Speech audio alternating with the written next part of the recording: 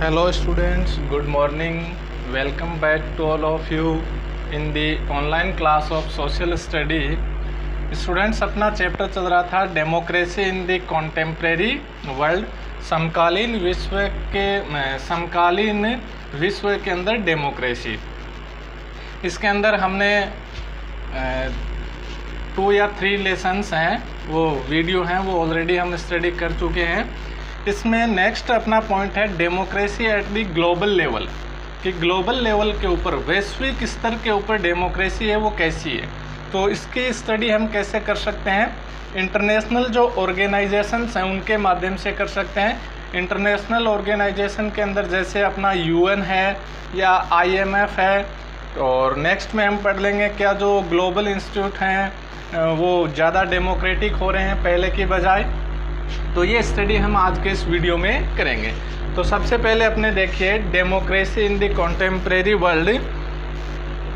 इसमें first point अपना है इंटरनेशनल ऑर्गेनाइजेशन, अंतर्राष्ट्रीय जो संगठन हैं उनकी स्टडी करते हैं। तो उसमें फर्स्ट आता है अपना UN, जो यूनाइटेड नेशंस हैं।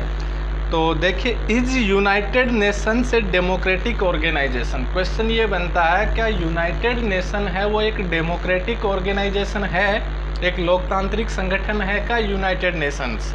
तो देखिए, every one of the 193 United nation में कितने मेंबर हैं? 193। कितनी कंट्रीज है यूनाइटेड नेशन में? 193 member countries of the UN has 1 vote in the UN general assembly. जो यूनाइटेड नेशन की जनरल असेंबली है, साधारण जो महासभा है इसकी, उसमें जो ये 193 जो कंट्री हैं वो सभी को एक एक वोट उसके अंदर करने का क्या अधिकार है। General Assembly is like the parliament. जैसे अपने देशों में पार्लियामेंट होती है, वैसे ही UN के अंदर जो जनरल असेंबली है वो किसके समान है? पार्लियामेंट के समान है।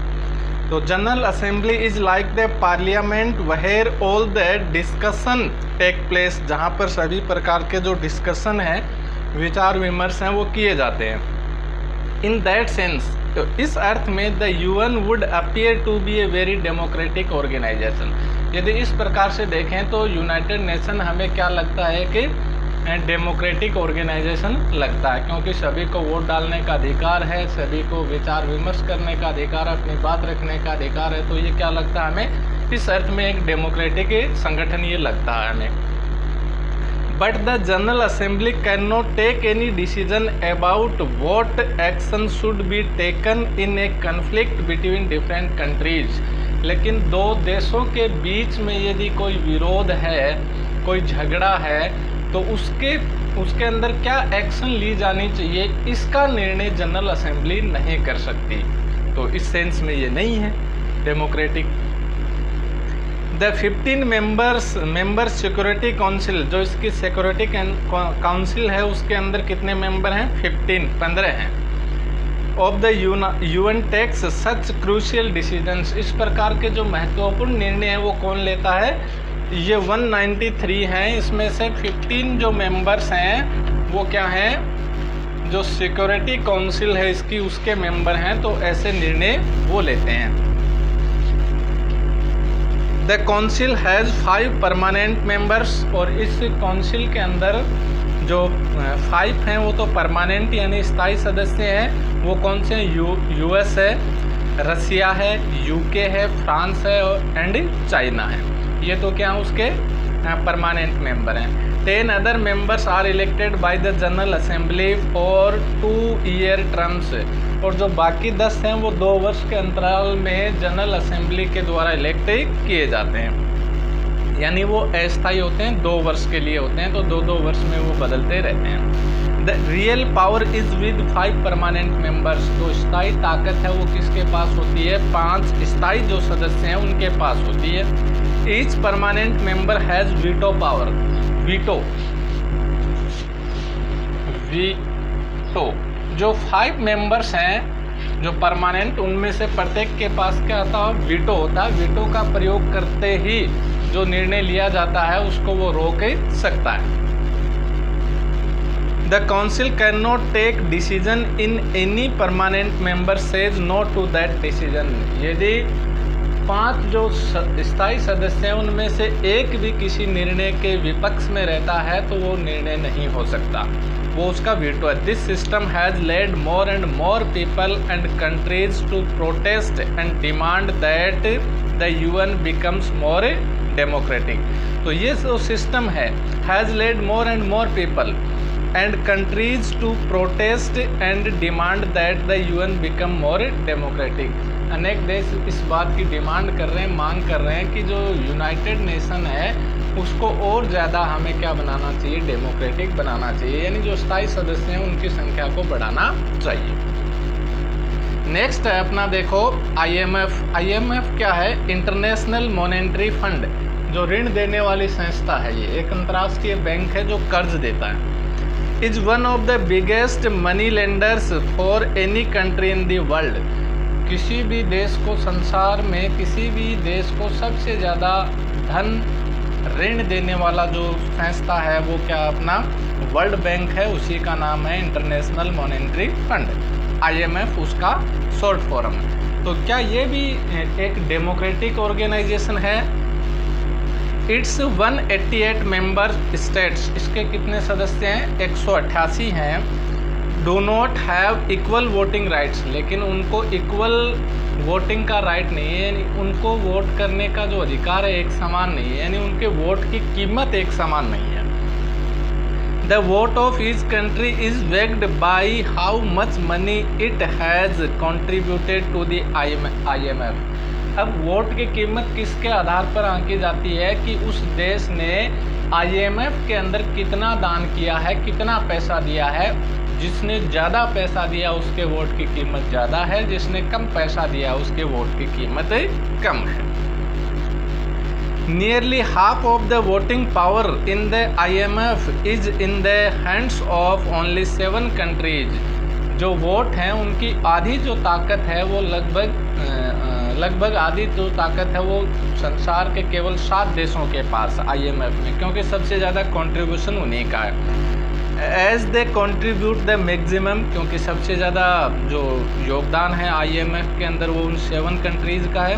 इसमें US का 16% है, फ्रांस का 4.8% है, जापान का 6.2% है, जर्मनी का 5.8% है और UK का 4.8% है और सऊदी अरबिया का 3.16% है और चाइना का 3.6% है. The remaining countries have very little say in how these international organizations take decisions. बाकी के जो बचे हुए देश हैं वो इंटरनेशनल ये जो ऑर्गेनाइजेशंस हैं ये क्या डिसीजन लेते हैं उनके अंदर उन्हें बोलने का अधिकार बहुत कम है. The president of the World Bank has always been a citizen of the US. और उसका जो प्रेसिडेंट होता है, अध्यक्ष होता है, वो हमेशा ही यूनाइटेड स्टेट का होता है क्योंकि सबसे ज़्यादा योगदान उसी का है. और कन्वेंशियली नॉमिनेटेड, और लगभग क्या होता है वो नॉमिनेट किया हुआ होता है by the treasury secretary finance minister of the USA government. वहाँ पर उसको ट्रेजरी सेक्रेटरी बोलते हैं और अपने यहाँ उसको फाइनेंस मिनिस्टर बोलते हैं. तो US का जो फाइनेंस मिनिस्टर होता है वो इसका क्या होता है, प्रेसिडेंट होता है IMF का. तो ये इस हिसाब से डेमोक्रेटिक नहीं हुआ. अब यदि हम देखें कि जो ये इंस्टीट्यूशंस हैं वो क्या धीरे धीरे ज़्यादा डेमोक्रेटिक होते जा रहे हैं, इसका यदि हम क्वेश्चन देखें तो देखिए, international organisations are becoming less democratic. धीरे धीरे ये मोर डेमोक्रेटिक नहीं हो रहे हैं, लेस यानी कम लोकतांत्रिक हो रहे हैं. 20 years ago there were 2 big powers in the world. 20 वर्ष पहले संसार में 2 बड़ी ताकतें थी, the US and the Soviet union, यानी रसिया जिसको सोवियत यूनियन के नाम से जाना जाता था और United states. The competition and conflict between these big powers. और ये जो दोनों बड़ी ताकतें थी उनके बीच में मतभेद थे, उनके बीच में प्रतिस्पर्धा थी.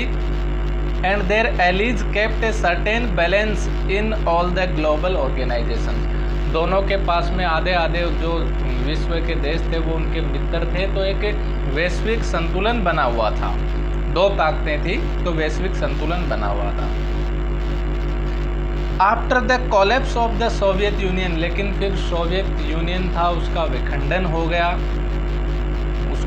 उसके अंदर अनेक राष्ट्र बना दिए गए। The US appears to be the only super power in the world, और जैसे सोवियत रूस टूट गया तो यूएस है, यूनाइटेड स्टेट है, वो केवल एकमात्र जो शक्ति है वो विश्व में रह गया, सुपर पावर रह गया। Over the past few years, पिछले कुछ वर्षों में people of different countries have formed global organisations, जो ग्लोबल ऑर्गेनाइजेशंस हैं वो बनाए गए अलग अलग देश के लोगों के द्वारा, जैसे ग्रीन पीस बना या एमनेस्टी इंटरनेशनल बना, इस प्रकार के संगठन बनाए गए। अगेंस्ट वॉर, युद्ध के विरुद्ध, and against domination of the world by a few countries and business companies, कि विश्व के अंदर कुछ जो राष्ट्र हैं उन्होंने क्या कर लिया, अपना प्रभाव बना लिया है, कुछ बिजनेस कंपनीज ने अपना प्रभाव बना लिया है, तो उनके प्रभाव को कम करने के लिए विश्व के अन्य जो राष्ट्र हैं उन्होंने भी अपने संगठन बनाने शुरू किए।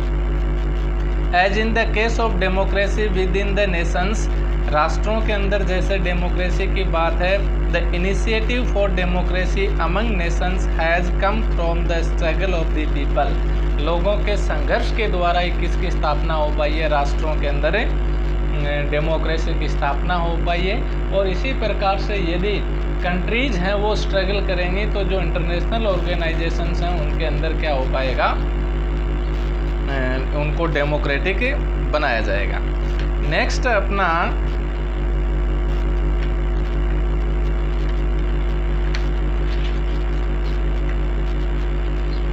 जो डेमोक्रेसी है उसका प्रमोशन, डेमोक्रेसी का प्रमोशन किस प्रकार से हुआ। रिसेंटली, हाल ही में, many powerful countries in the world, संसार की बहुत सारी जो पावरफुल कंट्रीज थी, particularly the United States of America, विशेष रूप से ये जो यूएस है, have taken on the task of democracy promotion in the rest of the world, संसार बाकी के जो राष्ट्र हैं उनमें भी डेमोक्रेसी स्थापित करने के लिए जो यूनाइटेड स्टेट्स ऑफ अमेरिका है उसने टास्क है वो शुरू किया है, कार्य शुरू किया।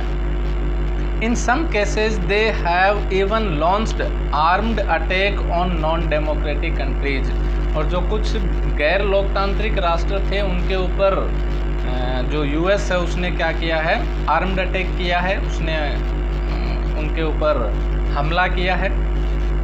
Iraq become independent from British rule in 1932, 1932 में इराक जो था वो स्वतंत्र राष्ट्र बन गया था। 1968 it was ruled by Arab socialist bath party Saddam Hussain, a leading bath party leader. 1968 में जो सदाम हुसैन था, बाथ पार्टी के नाम से एक सोशलिस्ट था, अरब सोशलिस्ट था, उसके द्वारा उसे लीड किया गया। Played a key role in the 1968 coup that brought the party to power, और उसी के प्रयासों से 1968 में उनकी जो पार्टी थी वो सत्ता में आई, सदाम हुसैन की। This government abolished traditional Islamic law, जो परंपरागत इस्लामिक लॉ था उसको उसने नष्ट कर दिया। And gave women the right to vote and several freedoms not granted in other West Asian countries, और इराक के अंदर महिलाओं को वोट डालने का अधिकार दिया सदाम हुसैन की पार्टी ने, और दूसरे जो अधिकार दूसरे वेस्ट एशियन कंट्रीज में नहीं थे वो इराक के लोगों को प्रदान किए गए। After becoming the president of Iraq in 1979 के अंदर सद्दाम हुसैन उसका प्रेसिडेंट बना। Saddam ran dictatorial government and suppressed any dissent or opposition to his rule, और उसने तानाशाही शासन स्टार्ट कर दिया। अपने अपोजिशन की जो पार्टी थी उनको उसने सप्रेस्ड कर दिया, दबा दिया। The US and it's allies like Britain alleged that Iraq possessed secret nuclear weapons and other weapons of mass destruction which posed a big threat to the world. तब जो यूएस था और उसके मित्र थे उन्होंने ये कहा कि इराक के पास में क्या है, न्यूक्लियर वेपन्स हैं जो विश्व के लिए खतरा हैं, और दूसरे हथियार हैं जो विश्व के लिए खतरा हैं। But when the UN team went to Iraq to search for such weapons, लेकिन यूनाइटेड नेशन की टीम जब इराक गई ऐसे हथियारों की तलाश करने के लिए, it did not find any, उन्हें ऐसा कोई हथियार नहीं मिला। Still the US and the its allies invaded Iraq, तब भी यूनाइटेड स्टेट ने इराक के ऊपर आक्रमण कर दिया, occupied it and removed Saddam Hussain from his power in 2003, और 2003 में सद्दाम हुसैन को उसकी सत्ता से उन्होंने मुक्त कर दिया और उसके ऊपर अधिकार कर लिया। The US installed an इंटीरियम government of its preference, और उसके प्रीफेंस के लिए उन्होंने वहाँ पर एक आंतरिक सरकार की स्थापना की। The war against Iraq was not authorised by the UN security council, और इराक के विरुद्ध जो युद्ध था वो UN सिक्योरिटी काउंसिल के द्वारा अथोराइज्ड नहीं था। Kofi Annan the UN secretary general, Kofi Annan जो UN का सेक्रेटरी जनरल था, सेड दैट, उसने कहा the US war on Iraq was illegal, कि US ने इराक के ऊपर जो हमला किया है वो गैर कानूनी है, लेकिन UN के कहने के बावजूद भी US था उसने इराक पर अटैक किया, क्योंकि वो पावरफुल सुपर पावर बन चुका है विश्व के अंदर। Any government imposed on the people to be external force, बाहरी ताकत के द्वारा जो भी सरकार लोगों के ऊपर थोपी जाती है, कैन नॉट लास्ट लॉन्ग, वो लंबे समय तक नहीं चलती है। We have learn from the lesson how all military rulers were overthrown by people, क्योंकि हम इतिहास में पढ़ चुके हैं, सीख चुके हैं कि किस प्रकार से जो सैन्य शासक थे उनको लोगों ने क्या कर दिया था, हटा दिया था। Democracy can be established only when people of the country want it and struggle for it, democracy तभी स्थापित हो सकती है जब उस देश के लोग चाहें और उसके लिए संघर्ष करें। We have the examples of Chile, Poland, Ghana and the breakup of the mighty USSR, हमने इस प्रकार के घाना, पोलैंड, चिली के अनेक उदाहरण देखे हैं, लोगों ने स्ट्रगल करके वहाँ पर डेमोक्रेसी की स्थापना की है। थैंक्स स्टूडेंट, चैप्टर कंप्लीट हो गया है, क्वेश्चन आंसर की PDF आपको प्रोवाइड करवा दी जाएगी।